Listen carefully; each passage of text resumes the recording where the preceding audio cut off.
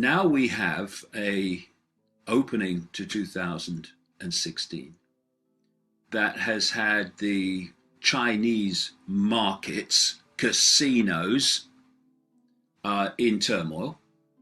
And this has had a knock-on effect to other markets, casinos, all around the world. And you add in the collapse in the oil price, which in any sane society, any sane economy should be a good thing.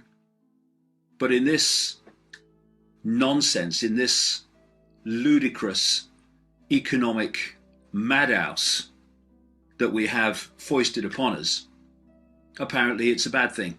And the question for many people will be, well, why do you want to crash the economy? What's planned is what's planned, what is unfolding before our eyes, is what I've termed the Hunger Games society. This is being manipulated from the shadows, and it's been going on for a long, long time. And this is the plan. You have an elite of less than 1% of the world population dictating everything through a world government, world central bank, world army, a microchip population. That's what this transhumanism is all about.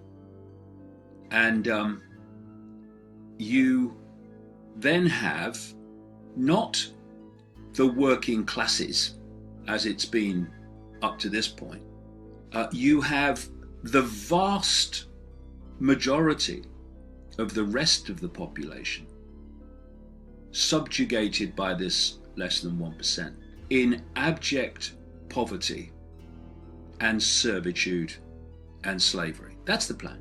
And then in the middle, between the elite less than 1% and the poverty-stricken masses, you have the police state, the merciless police state, imposing upon the masses the will of the less than 1%. Now, I've been going on about this for so long, and every day it moves further forward. Now, what you need to do to bring about that structure, that situation, is to part the vast majority of the world's population from their money, from their wealth, from their, as far as it goes, means of independence, control of their lives. And what we've seen up to this point is when say a banking system is crashed, governments, i.e. the people, come along and bail out the banks. And what they do then, and we've seen that since 2008, what they call a bailout is actually a transfer of responsibility, financial responsibility for the crash, which was the work of the banks and the hidden hand behind the financial system. The responsibility is moved from the banks via governments to the population, who were subjected to the consequences of what the banks have done. Look at what's happened since 2008. You had the crash in the banking system. You had banks and major insurance companies, etc., in trouble, desperate trouble, on the brink of collapse trouble. And then we had this massive bailout by governments. Stage one, the problem, the responsibility for the problem is transferred from the banks who caused it to the governments that helped cause it by removing regulation. And so now the government is holding the responsibility for the bank's behavior. And then, next stage, that is transferred to vast numbers of the population in what's called austerity. We've got no money, we've had to bail out the banks, we've got no money, we can't pay for you to have the basics of life. Wars? Oh yeah, we've got money for them. Total scam, all of it. But even at that stage, we still have great numbers of people who are not in the less than 1%, who are still all right. They still have what a lot of people would call a lot of money, a lot of wealth. You have a lot more people who are, we're okay. But if they're not part of the less than 1%, they want their money too.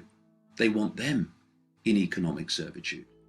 So how can they do that? That is where not the bailout, but the bail-in comes in.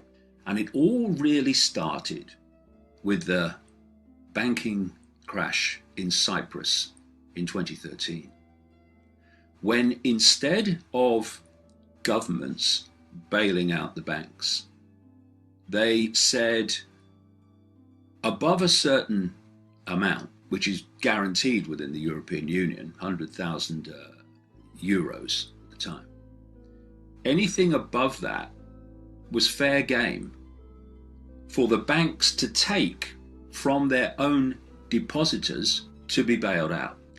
And a lot of people who were, by most standards, had a lot of money, had a lot less when that process in Cyprus was over.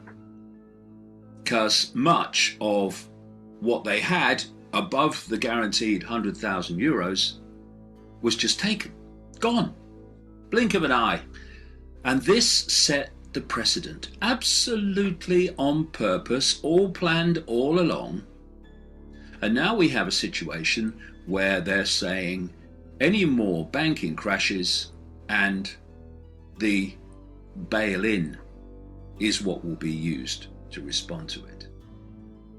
And at the start of January in Britain, the amount of money guaranteed in banks for depositors by the government was reduced from £85,000 to £75,000. And then when the bail-ins come in, anything above that will be fair game to be taken, because you put money in a bank. What does that mean? It just means that you've given your money to the bank and you are an unsecured creditor. That's what you are as a depositor. So this bail-in is a means to steal the wealth of people who at the moment are feeling they're all right, because they are in the gun sights of all this because of the Hunger Games society and the poverty-stricken slave masses that I'm talking about. The financial system has been created from the start so that a few can control the many. Think of all the things you'd like to do in your life if you could really make any choice. And invariably, if you can't do it, it will be because you don't have enough money. So money, control of money, equals choice.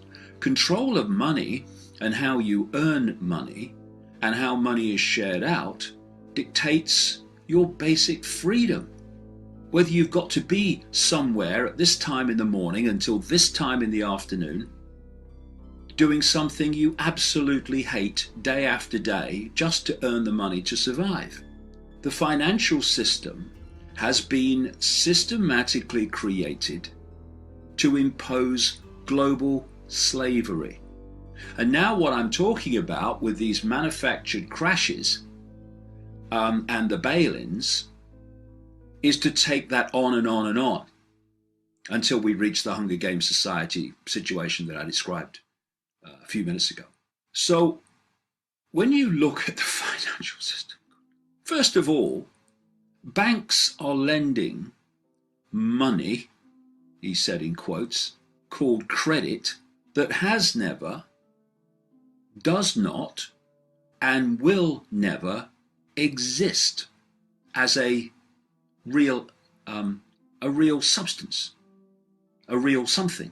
It's just figures on a screen. And you not only are borrowing figures on a screen, money out of fresh air, called credit, you have to pay the banks for it in what we call interest.